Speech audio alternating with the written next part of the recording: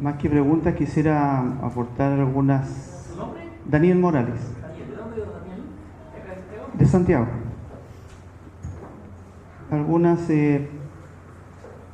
más bien, certezas, necesidades, desde mi punto de vista. Yo encuentro que los profesores de religión hacen sus clases tomando en cuenta la experiencia. Ciertamente, y ese es un esfuerzo diario de cómo traducir un contenido doctrinal y conectarlo con lo que los chiquillos están necesitando. Yo pienso que todos los días hacemos ese esfuerzo y todos los días creamos, somos muy creativos. Yo pienso que no hay profesor más creativo que el profesor de religión. No solo por un tema de didáctica, sino también por cuestionarse personalmente cómo puedo ser un mediador entre lo que Dios quiere decirle a los niños y cómo los niños captan eso y le responden también a Dios desde su experiencia. Sin embargo, yo creo que la formación de los profesores de religión ha apuntado tradicionalmente a privilegiar más el contenido doctrinal que el saber de la experiencia, esperando que después, cuando trabaje en sus años de trabajo en distintos colegios, pueda lograr este saber experiencial. Pero sabemos que eso también necesita un acompañamiento, una comunidad, como decía usted. No es algo que se nos ocurra, digamos, naturalmente. Hay todo un proceso personal también de vivencia, porque nosotros hemos sido, los que peinamos canas ya alcanzamos, sí, con los últimos vestigios del catecismo, donde la doctrina, las normas, digamos, el comportamiento, la tradición era muy fuerte. Y ahora nos sentimos golpeados por esta experiencia, por este cambio y no sabemos mucho qué hacer.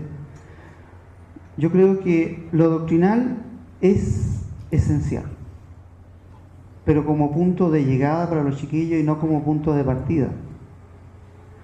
Nosotros tenemos que dominar una metodología, una didáctica de cómo llevar a los chiquillos a que descubran en sus vidas que lo doctrinal es una fórmula sistemática, clara, distinta de lo que ellos están viviendo, y no antes.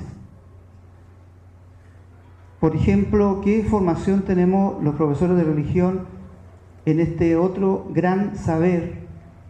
El segundo elemento, que es todo un mundo, ¿cómo nos formamos en eso? Por ejemplo, la propia experiencia. ¿Cómo nosotros aprendemos de nuestra propia experiencia que se va reflexionando? No es una vivencia cotidiana que cada día parece que empezamos de nuevo, sino cómo vamos reflexionando esta experiencia. La experiencia vivencial o directa con los chiquillos. Nosotros aprendemos mucho de ello, del contacto, pero no es suficiente.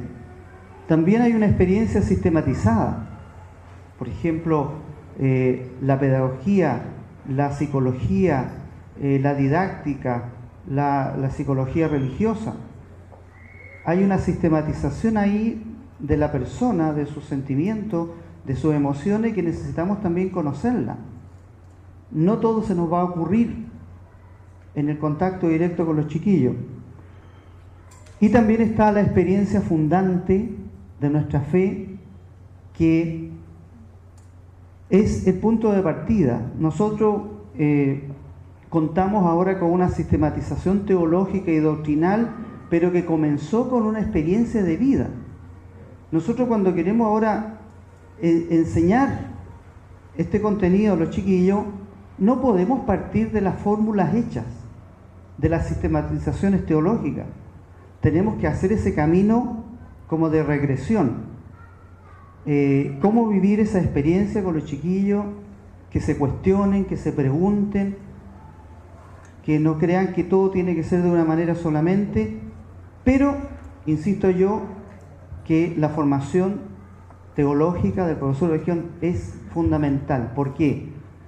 Porque enfrentarse a la experiencia humana sin tener una claridad del mensaje evangélico y doctrinal es un riesgo.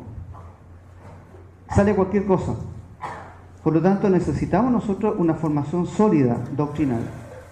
Pero para enfrentarnos con esa experiencia y hacer dialogar esta doctrina, este mensaje con la experiencia, y no sucumbir en la experiencia y desde ahí empezar a mirar y a cuestionar lo doctrinal, sino también tener esa certeza evangélica de que esa formulación doctrinal no es solo un mandato ni un dogma, es a lo que tenemos que llegar en nuestra vida desde la experiencia. Entonces, la pregunta es, no dirigida a usted, sino en general, ¿cómo estamos siendo formados en este segundo gran ámbito de la experiencia? ¿Es necesario formarse? ¿Basta con la pura vivencia? ¿O tenemos que adquirir una metodología propia y específica para educar en la clase de religión y llegar a esta experiencia y a tocar la vida de los chiquillos? Y ahí recién le encuentro sentido a la propuesta evangélica. Gracias. Muy buenas tardes a todos. Hay algo que a mí, bueno, mi nombre es Víctor Aguilar, profesor de religión y moral también, con experiencia en distintos colegios. Y hay algo que me preocupa y es, yo creo que es transversal a toda la parte educativa, que entra necesariamente en la parte de las clases de religión. Se nos pide a nosotros, probablemente la parte de los valores. Yo creo que no es... a nosotros no nos complica eso, al contrario, yo creo que puede ser un desafío también. Cómo desde un valor podemos llegar también a la experiencia de Jesucristo. Y la Biblia en el Antiguo y Nuevo Testamento está lleno de eso. Lo que sí creo que nos complica y a veces resulta muy sobreexigente es el tema de que nos encontramos con chicos que no tienen un pensamiento crítico, no saben reflexionar, llegan a cuarto medio, no saben ni escribir. Es una realidad. Y desde el ámbito pedagógico, la experiencia en aula, nosotros nos encontramos con eso. No saben preparar un ensayo, una disertación. Y solamente los chicos están enfocados a la nota, el 6 o el 7, para cumplir con el requisito del Ministerio de Educación. Pero nos encontramos con este déficit, esta carencia en la parte reflexiva, que no quieren profundizar en los temas, no les interesa la inmediatez, lo próximo, la felicidad inmediata, fuera de sentido trascendente. Entonces, ¿por qué a veces se nos exige tanto al profesor de religión? Podríamos decir palos porque boga, palos porque no boga. ¿Dónde está el profesor de religión que nos ha enseñado valores? Responsabilidad, respeto, solidaridad, qué sé yo, todos los valores habidos y por haber. Pero mi preocupación, y esto a nivel de la experiencia pedagógica, ¿qué pasa con el lenguaje? ¿Qué pasa con arte, con música, con matemática, con historia? Donde también se debiera enseñar valores, donde también se debiera apreciar la riqueza que hay en la historia, en ver los romances de la Edad Media, los trovadores que enseñaban las grandes experiencias de las guerras que había entre un estado y otro, qué sé yo, o sea, por nombrar un par de cosas. Entonces uno se encuentra que uno quiere no sé, darlo todo, enseñar desde la ortografía, desde el vocabulario, desde la expresión oral, la expresión escrita, la verbalización, para poder entrar recién en un ámbito reflexivo, filosófico, ético y moral, y también incluso, ¿por qué no, teológico?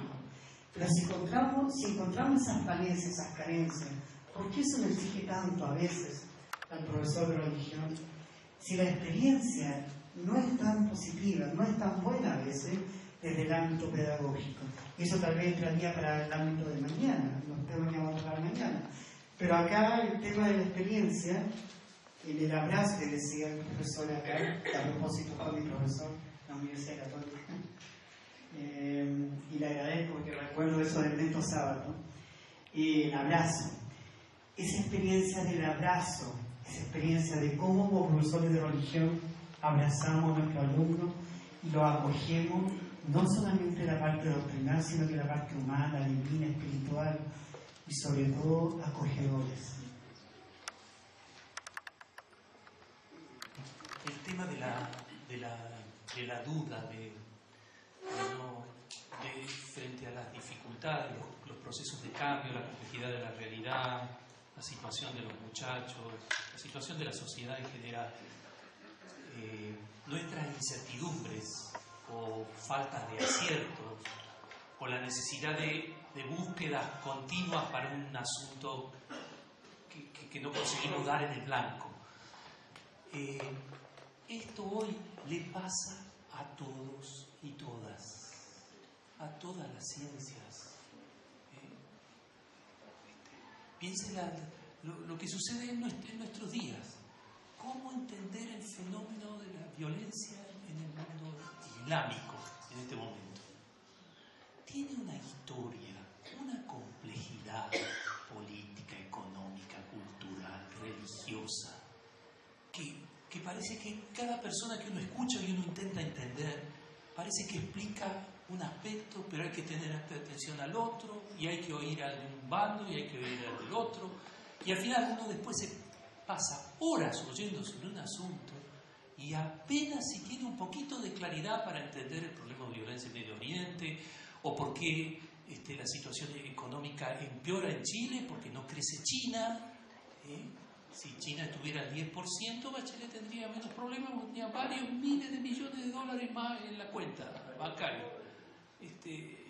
Pero son todos problemas que si uno se pone a la escucha de políticos, sociólogos, economistas, intérpretes de la cultura, todos compartimos las dudas. No es que los otros tienen certeza y los evangelizadores estamos en problemas, ¿no? Digo, esto no consuela, pero explica la situación en la que nos encontramos, con un mundo complejo y además, gracias a Dios, somos cada vez más conscientes de la complejidad de nuestro mundo. Le prestamos mucho más atención a datos de la sociología que nos dicen de dónde proviene una persona y cómo eso condiciona su crecimiento, y además le prestamos atención a la psicología y eso nos dice que cuando fue niño tuvo tal complejidad. Siempre mayor complejidad. Parece que una característica de una persona que se vuelve más madura es que advierte que las cosas no son simples, sino complejas. Incluso para entendernos a nosotros mismos.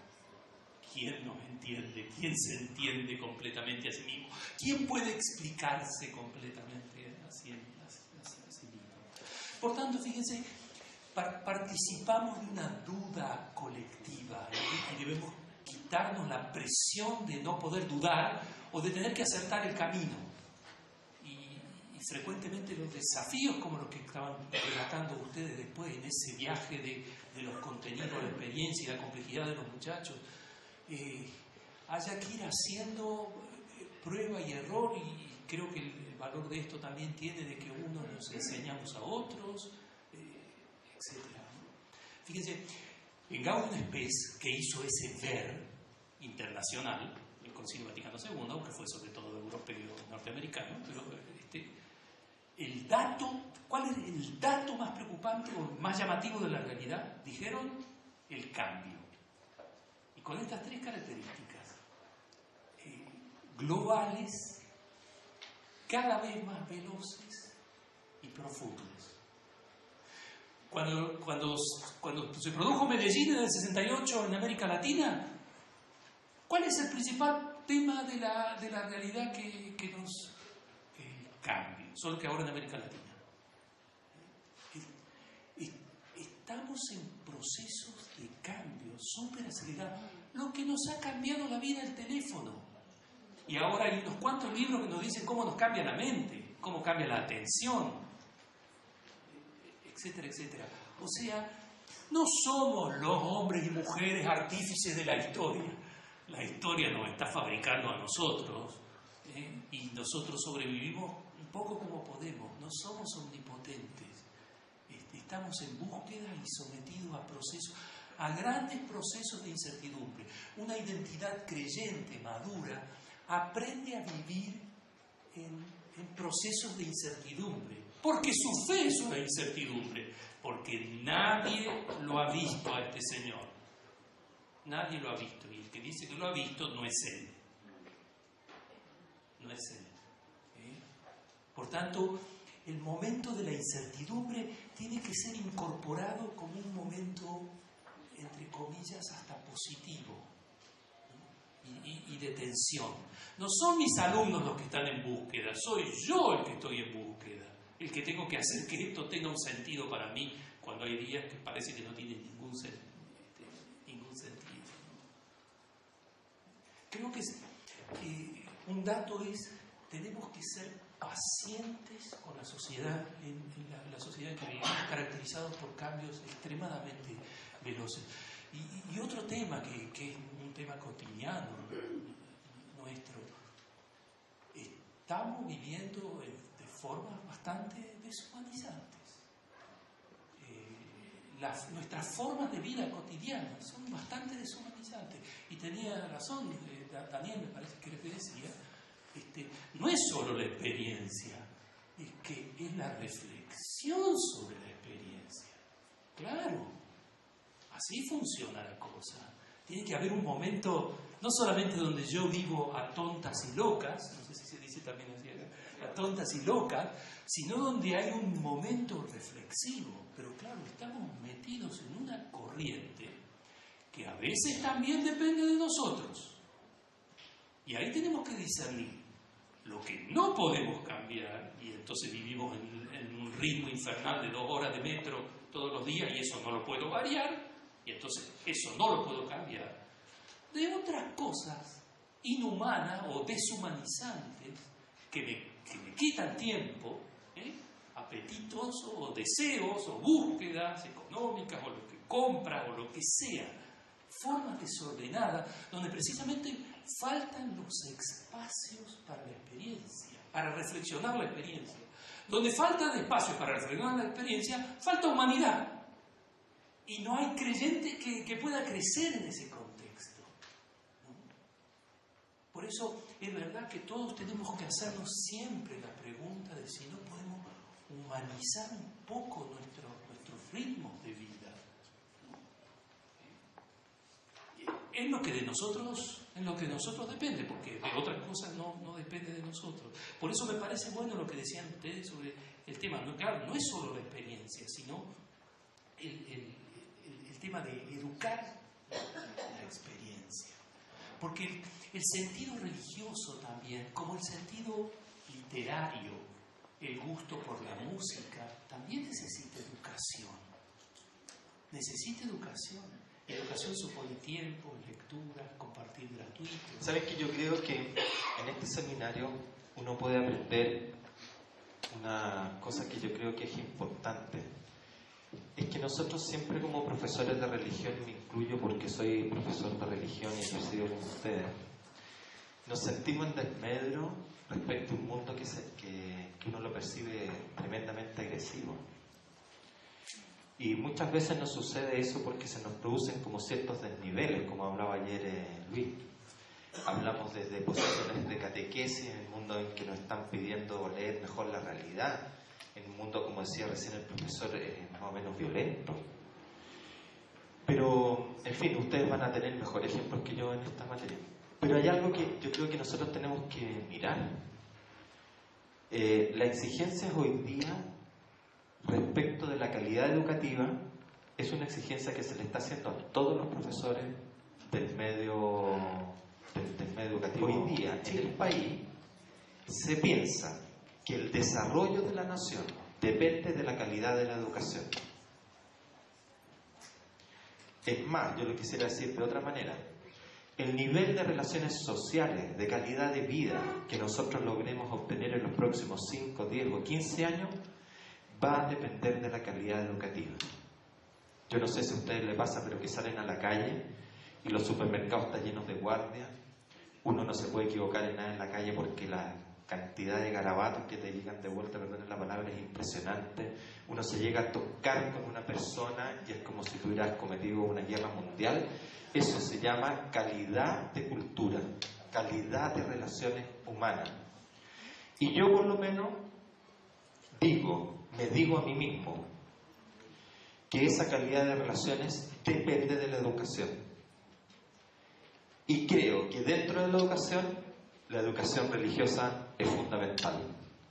Por lo tanto, yo creo que cada vez menos nosotros debemos preguntarnos por lo que nos dejan hacer para pasar a decir lo que debemos hacer. Cada vez más es fundamental. Va a ser el día en que los profesores de religión decidamos, no que nos obliguen a decidir, decidamos que tenemos algo que decir y aportar a nuestro país y a la educación en Chile desde nuestro saber y desde nuestros deberes. Yo creo que es un momento en que nosotros tenemos que hacernos responsables de esto que Carlos y Luis ayer nos han dicho. Una multiplicidad, cientos de necesidades y mucha gente pidiendo ser educado, formado, dialogante en la humanidad. Nuestro país necesita esta voz, es súper importante, yo diría que es urgente. Y eso es algo que está en nuestras manos. Yo creo que no podemos seguir en el camino de no asumir esta responsabilidad. A mí me encantaría ver que en 1 o 2 años tenemos un grupo de profesores que ha estudiado, que ha pensado, que ha meditado y que puede ofrecerle al país una clase de religión que nos ayude a cumplir el sueño de una formación humana, religiosa al país, que nos ayude en nuestra calidad de relaciones